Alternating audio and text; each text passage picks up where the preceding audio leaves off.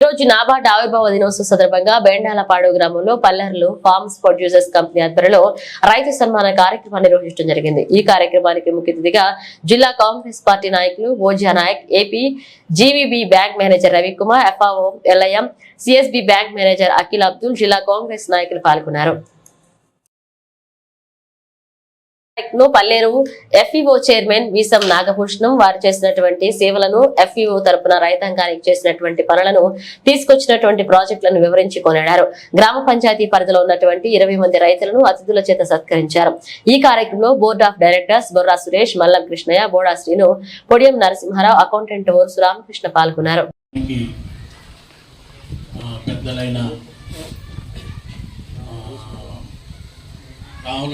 రాములు గారి సేవలు ఈ గ్రామానికి చాలా సేవ చేస్తున్నారు. అట్నే రాజన్న గారు, ఫజల్ గారు, సురేష్ గారు, ఎంపీటీసీ గారు, ఈ యొక్క గ్రామాల మన నాగభూషణం గారు తోడుగా ఉన్న మన కృష్ణయ్య గారు, అలాగే ఈ కార్యక్రమానికి వచ్చిన పెద్దలందరికీ, మహిళలకు అందరికి కూడా పేరు పేరున ధన్యవాదాలు. ఈ యొక్క కార్యక్రమం గతంలో ఈసం నాగభూషణం గారి చేతుల మీద నడుస్తుందని తెలుసు, కానీ ఆయన ఇప్పుడు చెప్పిన తర్వాత ఆయన ఎంత ఇబ్బంది పడ్డాడు అనేది తెలుస్తూ ఉంది. రైతుల కోసం, ప్రజల కోసం, అతను నమ్ముకున్న ఈ విలేజ్లో ఉన్న రైతాంగాన్ని కానీ, జనాల కోసం కానీ పనిచేసే యొక్క నాగభూషణం గారికి ప్రత్యేకంగా మేము తోడు ఉంటామని చెప్పేసి నేను మీకు హామీ ఇస్తాను.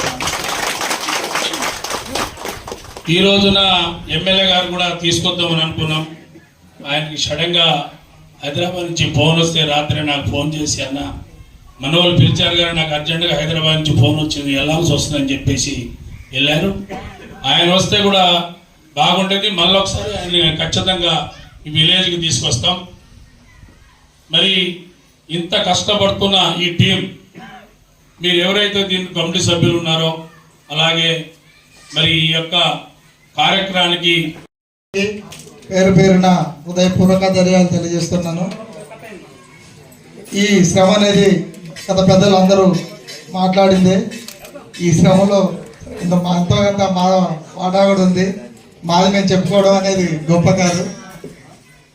ఇంత చక్కటి సభకి పిలవగానే వచ్చినటువంటి వారి పనులు, ఎన్నో అవసరాలు అన్నీ ముగించుకొని మా కోసం టైం కేటాయించినందుకు మా కమిటీ తరఫున అందరికీ ప్రత్యేకంగా ధన్యవాదాలు తెలియజేస్తున్నాను.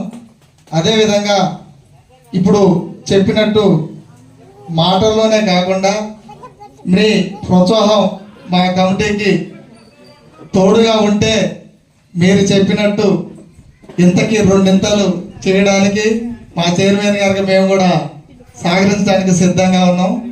దయచేసి మీరు దీన్ని ఇంతటితో వదిలేయకుండా ఇదే ఊపుగా, ఇదే స్పీడ్గా మమ్మల్ని ముందుకు సాగనిస్తారని చెప్పేసి కోరుకుంటూ, ఇంత చక్కటి అవకాశం మీ ముందు మాట్లాడి వచ్చినందుకు చాలా సంతోషంగా